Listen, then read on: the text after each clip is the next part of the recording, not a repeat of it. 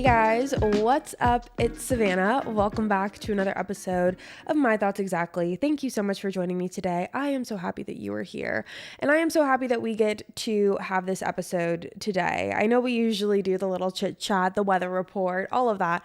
We're just going to jump right into it today. I feel like this is a really important episode, and it's giving me like circa 2017 vibes when we used to always talk about these things back in the OG days of my YouTube videos. And it's a topic that I'm really passionate about, and it's a topic that I myself have gone through such a journey with. And looking at myself in 2017 when I was talking about this stuff versus now, which is what, like a scary amount of years later, like 6 6 years later, just seeing my perspective on different things and seeing my growth personally as well. It was something that also made me want to talk about this today. But truth be told, the real, catalyst for wanting this to be today's episode was looking at your what would Sav do questions, which we did that episode last week. If you haven't given it a watch or a listen, definitely recommend going and doing that. But in last week's episode, and honestly in several What Would Sav Do episodes that we've had in the past, I've noticed that there has been a little bit of a trend in, settling, in lack of self-worth, in knowing your boundaries, knowing when to cut people off. And I feel like I've dabbled in it a little bit. Like I would say, oh, that person doesn't deserve, your time or your energy, or, filling your cup to give, or like, what is it? Taking water out of your cup to fill up someone else's. I've given a lot of analogies like that, but today I wanted to do a little bit of a deeper dive with it because I feel like it's really, really important. And I feel like this is the type of episode, these are the type of topics that when I was personally struggling with this, that I wish that I had to look back on and to listen to, and for someone to kind of shake me a little bit, because there's been so many times in my life where I felt like, just looking back, that I settled. And I feel like everyone's guilty of it at certain points, but I settled. I didn't know my self-worth. I just, never had boundaries. I never had expectations. And I am proud to say that I've, more recently than I would probably like to admit, have had a new revelation on all of that and have changed my perspective on all of that. But I wanted to just talk to you guys about it today because I think it's something that, is really crucial. And everyone always preaches self-worth, but no one really tells you how to gain it. And I feel like that's really important. And I'm here to give you the big sister advice that you probably never asked for today. So I've dabbled in my own journey of finding worth and value in myself. And it is a constant struggle. I feel like, the self-worth journey is never something that's linear. I know for me personally, there are days where it fluctuates. It fluctuates completely. But what's different now than back then, when I was really kind of trying to find my sense of self and find value in myself and find my worth, my not so great days now come from a sense of comparison. And back then, my not so great days came from just a lack of self-worth in general. I feel like I have a good sense of self at this point. And whenever I do have bad days, it's more so that I'm comparing myself to others, comparing myself to social media and the, marketing that comes along with that. But back then, again, it was different. It was more so truthfully feeling like I was lost. I was confused. I didn't know what my worth was. And everyone was always saying, you need to have high expectations, high standards, high value, high self-worth. And I was like, where do you get that? Where do you buy that? How do I even start? And it's been a journey. It really has. And I wrote down for this episode, like a whole thing of notes for what I wanted to talk about today, just because I feel like I didn't want to miss anything. I wanted to, be able to make sure I get everything on paper. But for today, I feel like, we're going to talk a lot about relationships and, standards and expectations in the realm of relationships. But it's also important to note that all of these points that I'm making can and should be applied to all facets of life. That goes friendships, that goes family, that goes work environment relationships. It really transfers over to all of it. And so like I was saying, I was reading a lot of the My Thoughts Exactly, What Would Sav Do questions that we were doing. And I could see that a lot of you were saying that you didn't know how to cut someone off. You knew that they were bad for you. You know, you were the other girl, and how do you navigate through that? And, you know, I've been on that side of the coin for all of those things. I've been the other girl. I've had low self-esteem. I've had low self-worth. And all of those, by the way, are intertwined with each other. And I feel like in the sense of relationships, I feel like, and I'm going to call out this question a little bit here. That was from last week, but this was the one that really really made me want to talk about this, which was the question about, there was someone in last week's episode who was saying that they, you know, were talking to some guy who had a girlfriend, and they didn't know that he had a girlfriend. And now that they do, it's, you know, there's still tension, there's still flirting, there's whatever. And that's what really made me want to talk about this today. It was the catalyst of today's episode, because I felt like there's no way that you can have a high sense of self-worth, you can have standards for yourself, and still fall for someone like that. Still fall for someone who is playing both sides of the coin, who does not care whatsoever about you or your feelings or who you are as a person. That is not someone that needs your energy. And that was where I was really like, okay, we need to sit down and have a little conversation about this, because I feel like it's something that needs to be talked about. So when it comes to your own self-worth. So if you're sitting there wondering how to find your self-worth, wondering what parts of you that, you know, are worthy, are valuable, which by the way, every single part of you is, and that's what I'm really trying to hone in on. But there's a couple different practices that you can put into play about how to really emphasize certain characteristics in the parts that you love about yourself. And the first one is writing it down. I know it sounds corny. I know it sounds like, Sav, no, I don't want to do that. Just trust me. Okay. So when you write down the characteristics that you like about yourself, and you might be sitting here saying, Sav, I don't have any. Nope, you do. Just dig a little deeper. Okay. So write down all the characteristics that you like about yourself. Also, we've talked about this one before. Get a baby picture. Get a picture of you when you were a baby, because that will also help you write some things down onto this list of things that you like about yourself, because we've talked about this before. And this is not something that I came up with. This is something that's been like a trend in social media for a long time when talking about self-worth and self-love, is finding a picture of yourself when you were little, like a baby or a toddler growing up, whatever it is. And all of the negative things that you say about yourself, you're also simultaneously saying it to the baby in the picture, to you, to your younger self. And you will have a lot harder of a time saying those things, being as mean, as critical, as, you know, loathing to that person as you are to yourself. We are our own worst critics. But when you see it in a bigger lens, when you see it from a bigger point of view of you are actually saying it to the person in the picture, it's a little bit of it's a twister, mind fuck, whatever you want to call it. But it really does help with bringing those characteristics out. And it'll also help with not being so hard on yourself, because you're going to start to realize that all of the things that you've been saying about yourself, you are saying to the person in the picture. And you have to realize when you write down this list, you should be really proud of this list. These are the characteristics and the attributes that you have that other people admire. And this is only the tip of the iceberg, because again, we are our own worst critics. So if you are writing down this list, these are only the things that you can see. You know, we're our own worst critics. We walk down the street, we think about all of the things that we like about another person, admire about another person. When we compliment someone on something and they're like, oh, really? What? Like, they have a hard time comprehending it because it's not something that they have ever noticed about themselves before.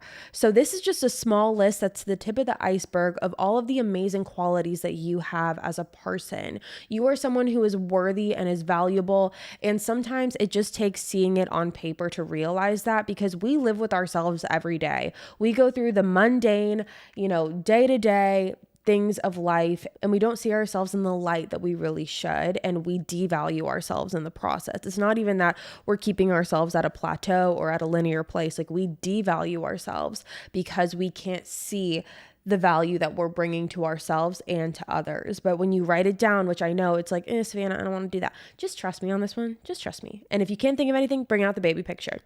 Okay. Something else that I've always really, has helped me when I've been struggling with these types of things. It was something that a friend said to me a long, long time ago. And then I started seeing it on social media, which was there are people out there. There are people out in the world who have been waiting their entire life to meet someone like you. There are people out there that are going to meet you and are going to walk away with a sigh of relief knowing that they have met someone like you, whether that be a friend, whether that be a partner, a romantic partner. There's someone out there, multiple people out there, that's looking for someone exactly like you. You matter, you are important, and you are someone that should be placed on a pedestal and someone who should be treated as valuable. And because of that, you should not lower your expectations for anyone, for absolutely anyone. Your presence and your energy is something that is important. It's something that should be respected and admired. And if there are people out there that are not going to see the value in that, then those are people that you should not want in your life. And you should make room for the people that have been searching for you their entire lives. And I know it sounds like very Nicholas Sparks-esque, like corny cliche, whatever, but there's a reason that the cliches are the cliches. You're going to find your people. You're going to find your person. You're going to find your family if you feel like your blood ones aren't that. Like, you are going to find your group. And once you do, those people are going to make sure you know how valuable you are. So let's talk about standards now, because these standards are really important. Again, they can fall into the category of platonic relationships or romantic relationships, family, business, whatever.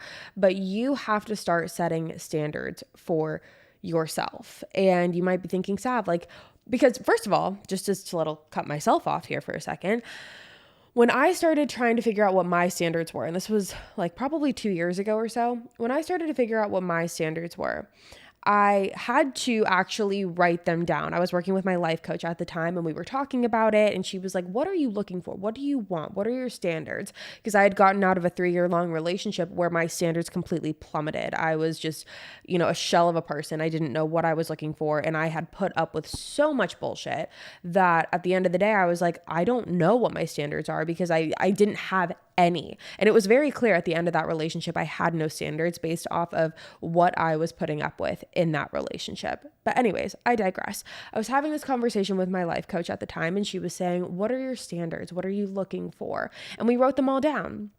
To me, my standards mainly consist of how someone treats me. If someone can, treat me with respect, if someone is kind, someone has a kind heart, someone is driven, motivated, all of those things, and they will get that in reciprocation as well. This is not like a one-way street here. I reciprocate that to the fullest extent. Loyalty is really important. All of the standards that you have for yourself, and they can be as detailed or as broad as you want. But what I really recommend is writing them down, because it's easy to sit there and be like, I have standards. Okay, what are they?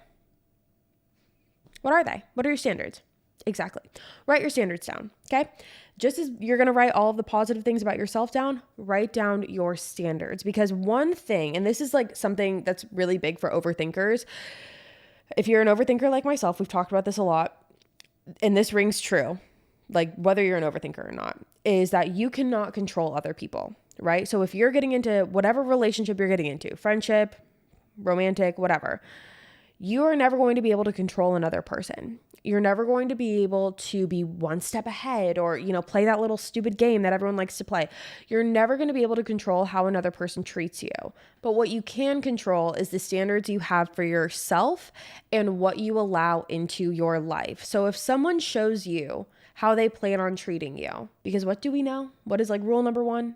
When someone shows us who they truly are, we need to believe them the first time. But this little point right here really helped me in my journey, because at the time I was such an overthinker. We've talked about it a bunch. I had all this anxiety, all this pent up, just not knowing what was going to come next. Such an overthinker, worried about how this was going to end, worried about how they were going to treat me, what they were going to view me as. But at the end of the day, if I have standards, they can act however they want to act, because at the end of the day, they will. Regardless of what I want, they're going to act how they want to act. But what my standards ensure is that I am protecting myself, right? So if you're going to go and act how you want to act, you want to do what you want to do, you want to play your little games, you can do that. But my standards, I'm protecting myself. You're not going to do it again. You're just not. You're going to have standards and you're going to show people how they treat you, because that's what's most important here. With these standards, you're not being a bitch. You're not being dramatic. You're not being, high maintenance or whatever. All you're doing is protecting yourself, because you cannot trust a lot of these people, all right? Especially in the beginning, you cannot trust these people. And so you need to have standards that people will meet. And if someone is not fulfilling, if someone is not meeting those standards, again, friend, family, romantic partner, business relationship, whatever, they don't need a space in your life. They just don't. And what are you going to do? You're going to remove them and make space for the people that have been searching for you forever.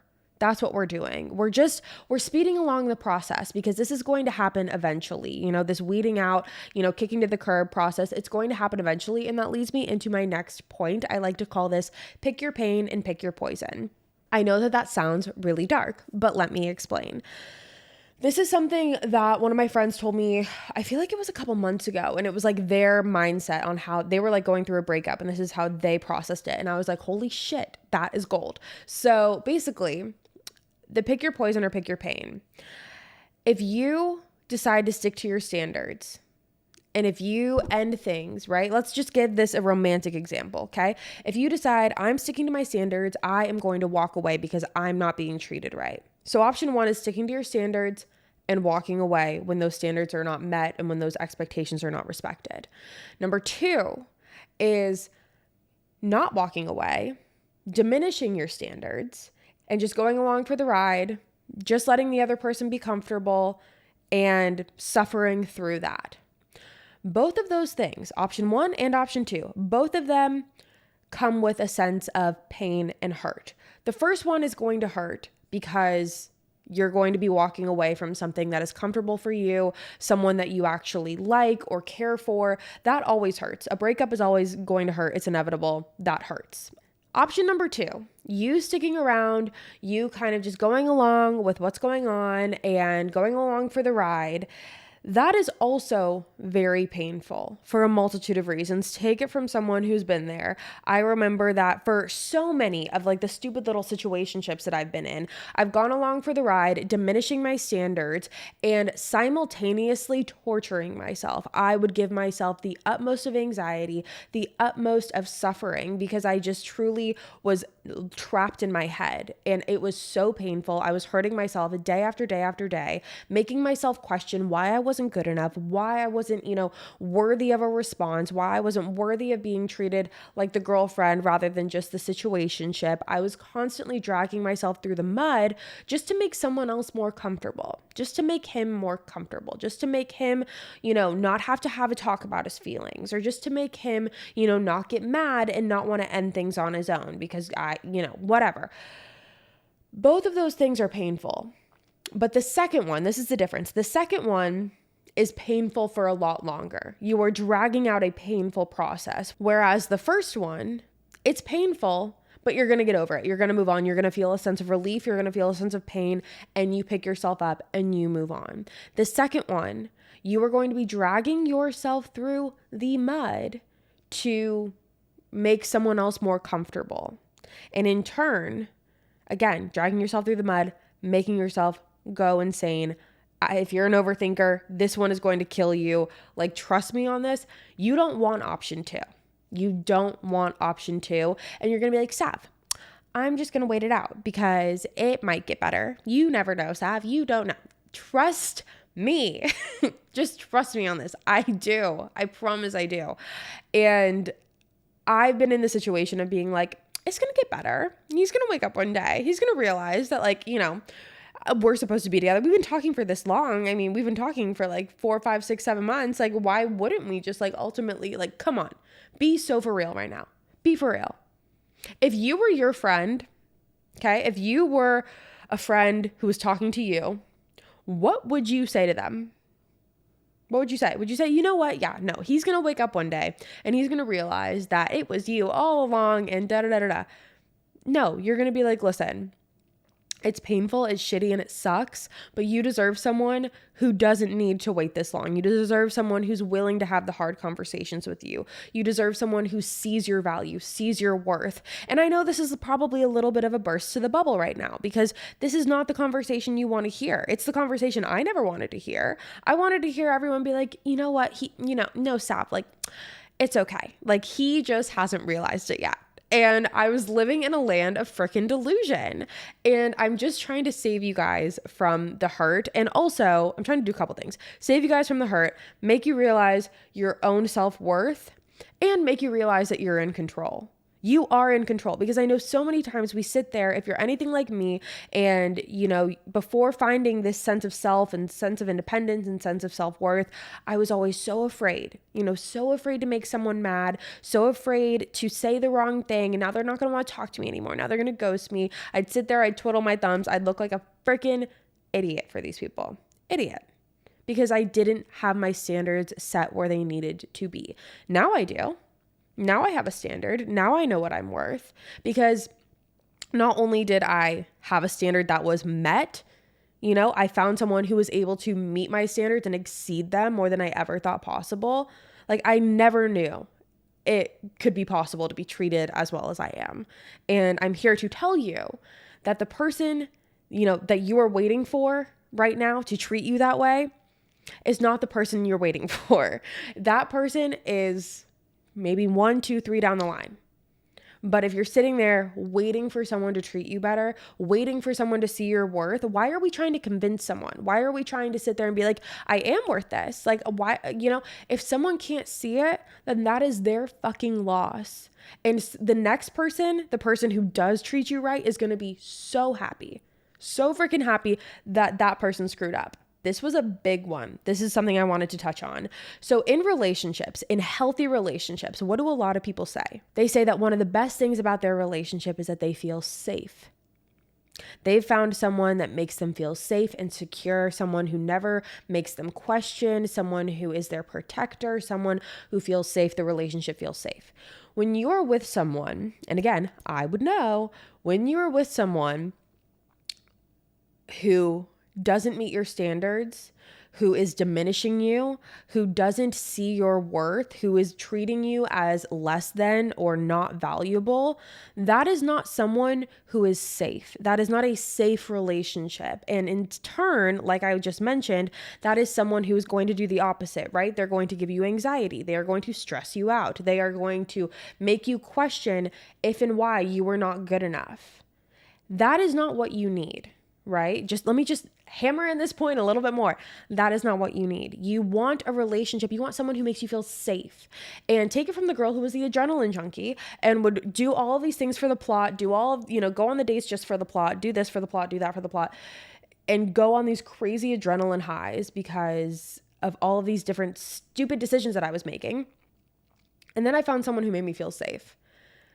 It is such a different experience, you guys. And when you finally find that person who makes you feel safe, makes you feel valued, makes you feel cared for, it's just different. And when it comes to standards, I think it's important to note that there is a wide variety of things that we can be talking about when we talk about standards. Obviously, there's the physical attributes in someone who's, perfect on paper. They are R-type to a T. There's those types of standards. There's those types of attraction levels. But what I'm more so focusing on is the emotional standard that you have for yourself, someone who shows up for you, someone who is loyal to you, someone who is communicative, someone who has your back, someone who is not going to let you just fall and hit the pavement and face plant. That is not what we're looking for. That is not what we deserve. And I remember before I started filming this, I started to think about times where I was not setting my standards high and I was settling. And this is just the sad fact of the matter. The reason that we settle is because we believe that we don't deserve more.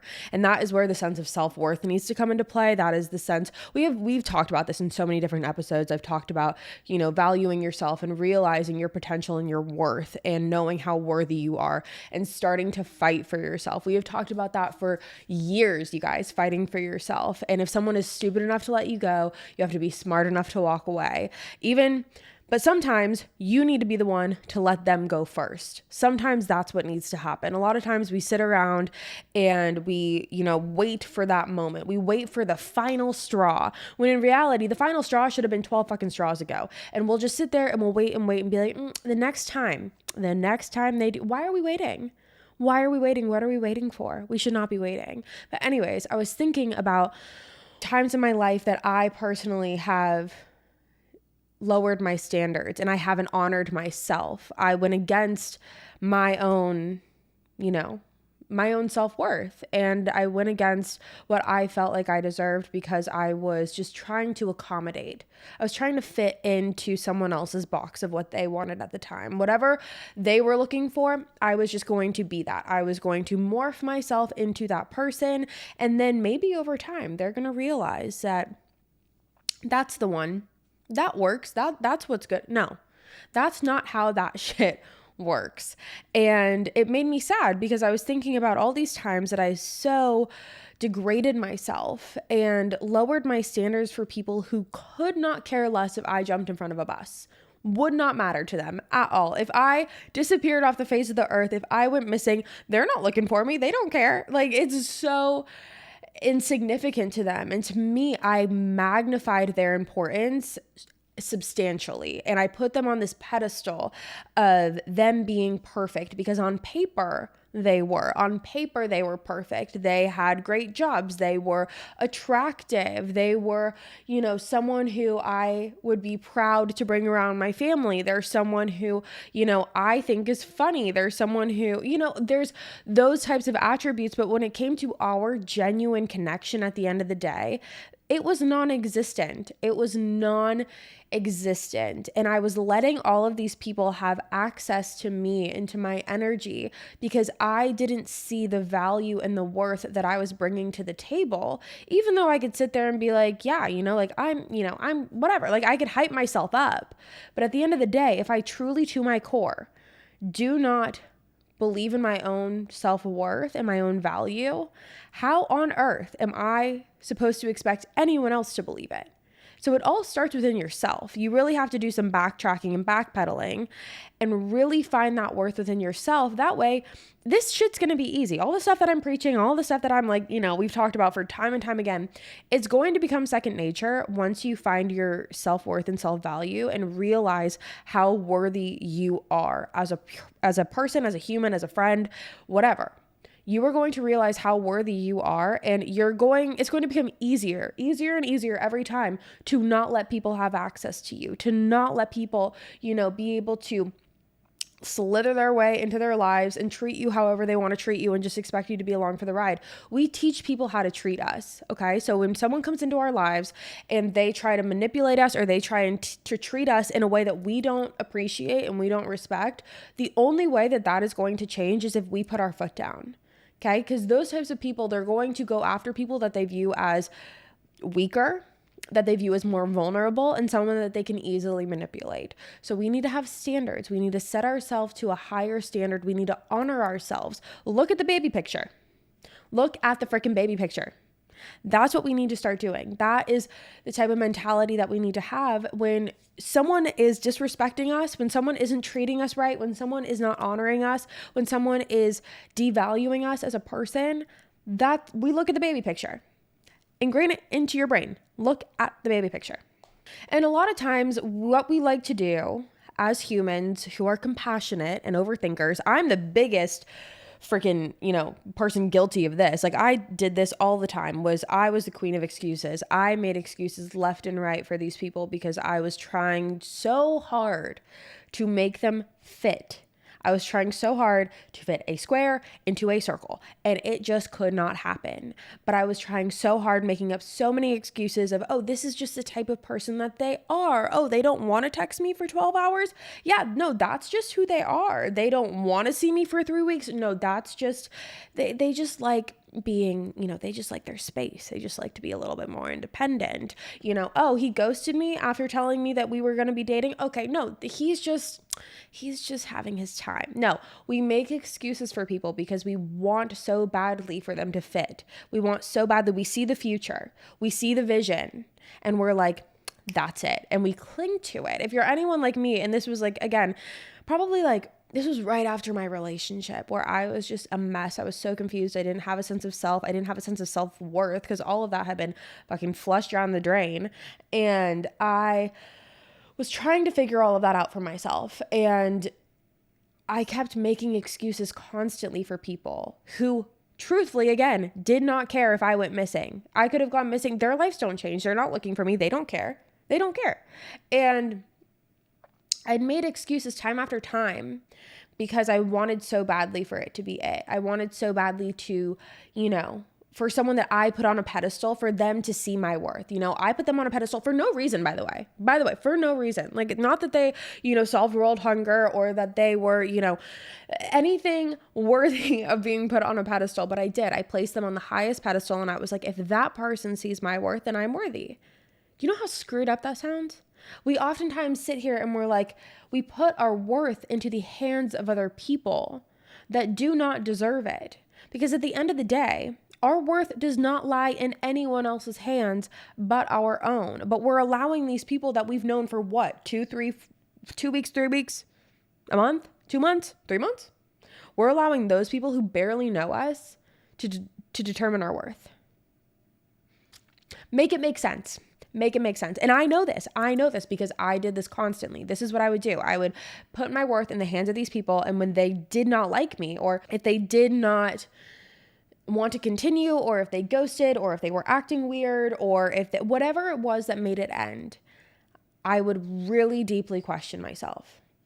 And that's what happens. Like, when people cheat on you and you're like, what did I do? Nothing. You did nothing. This is just who they are to their core. They're just idiots. They're dumb. Like, this is just, it's nothing to do with you. And I know that too, because in my relationship where I got cheated on constantly, I was like, is it something with me?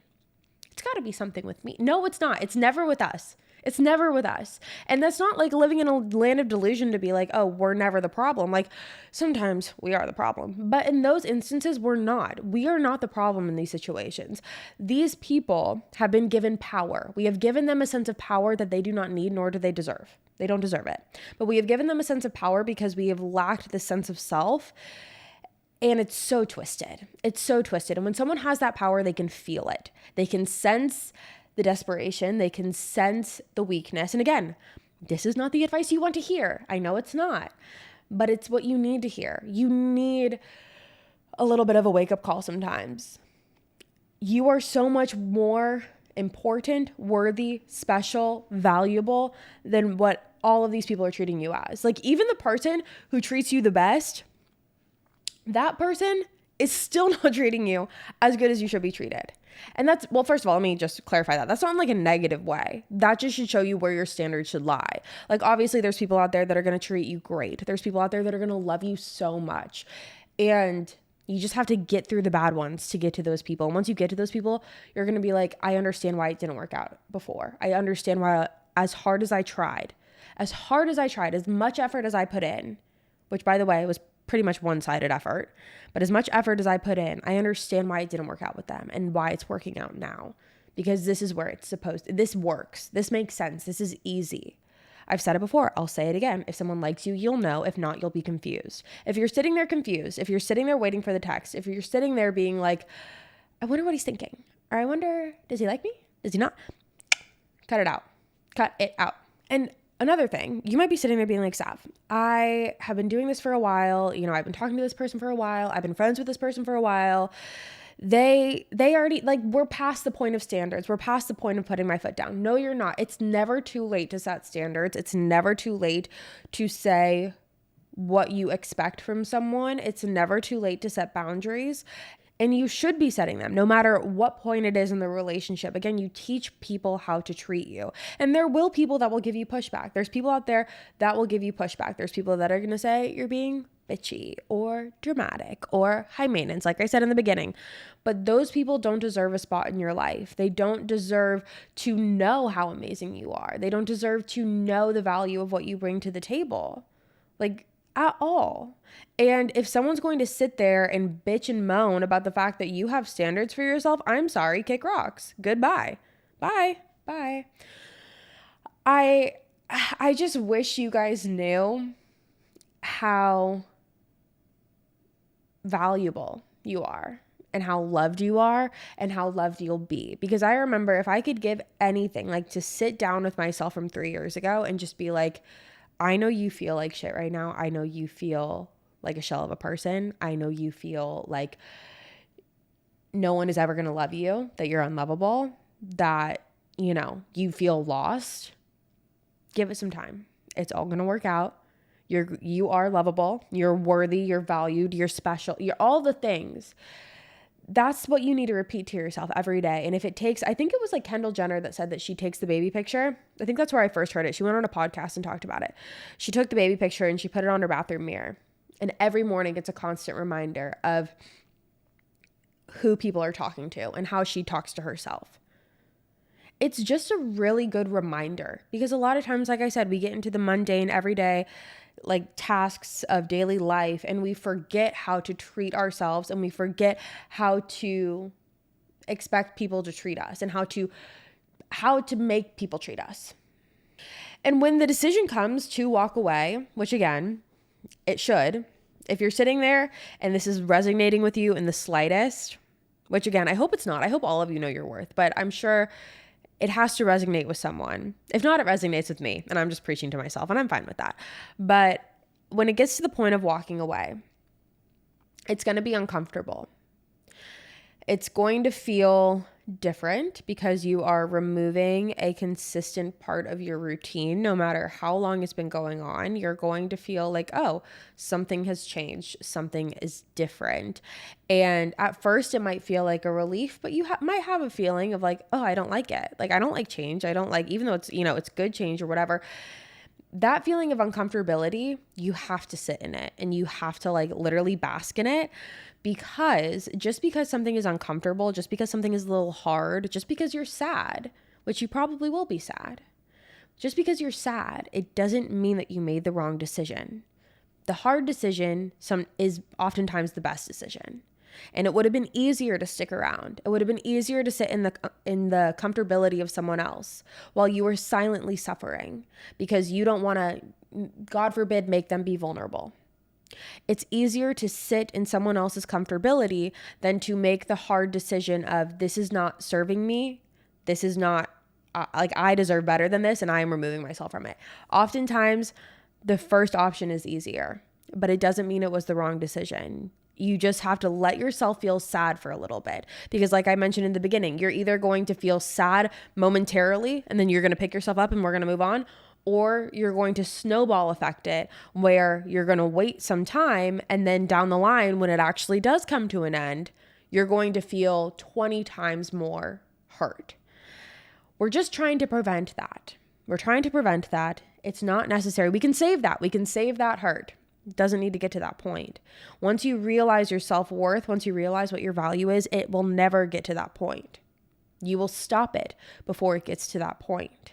You deserve someone who won't let you get to that point. You deserve someone who meets and exceeds your standards. You deserve someone who is loyal to you. You deserve someone, again, who is communicative, who puts you on the pedestal. Let's put you on the pedestal for once. I know we always put other people on the pedestal. We always are like, they're the most amazing person on the planet because why? Exactly. Put yourself on the pedestal. Switch places. Let someone else put you on the pedestal. I think it's just so important to do that in order to see your value. It really, really is. And again, you have to feel sad. You have to feel those feelings rather than bottling it up, because if you bottle it up, it's going to snowball and then it's going to explode later down the line. It's going to be uncomfortable. But again, hard things often are. And even though it's hard, and even though it's sad, and even though it's uncomfortable, it doesn't mean it's the wrong decision. Give it a couple days. Give it a couple days. You're going to be okay. And just when I was reading those questions from the What Would Sav Do, it really just, I knew I wanted to talk about this, and hopefully I've made sense. I feel like I've just been like yelling into this microphone for the past 43 minutes, but I want so badly for you guys to understand your worth. That way we don't have to sit here and have the questions, which I will answer all day long, but I will refer you back to this episode. Sit here and answer the questions of, how do I walk away? When do I know when to walk away? He treats me so terribly, but I feel like he's the one. It's the same song and dance, just in a different form of 7 or 8 words. And it's like, let's just switch the narrative a little bit. Switch the narrative. Every time I've ended things with someone, which has been twice. Yeah, twice, I think. I don't know, maybe more, maybe less. But the 2 that I'm thinking of, letting go was a relief. I remember I felt like I could finally breathe. I literally was like, I could finally breathe. And it was uncomfortable and it was sad. But I picked myself up and I kept it moving, because what else are you going to do? So just know that it's possible. It seems scary and it seems like you can't, but you can. You have to trust yourself and believe that you can do hard things. You can do things that seem scary. You can do it. And if someone's not seeing your worth and seeing the value that you bring, then all you're doing is dishonoring yourself and devaluing yourself by going along with their narrative. You write the story. It's your story to write. So choose wisely. I love you guys. That's the end of this episode today. I hope you enjoyed it. Make sure you go ahead and subscribe. That way you never miss another one. We post weekly every Wednesday on the podcast, every Thursday on YouTube. You're not going to want to miss it. I'll be back next week with a brand new one for you guys, and I hope to see you there. Love you guys. Bye.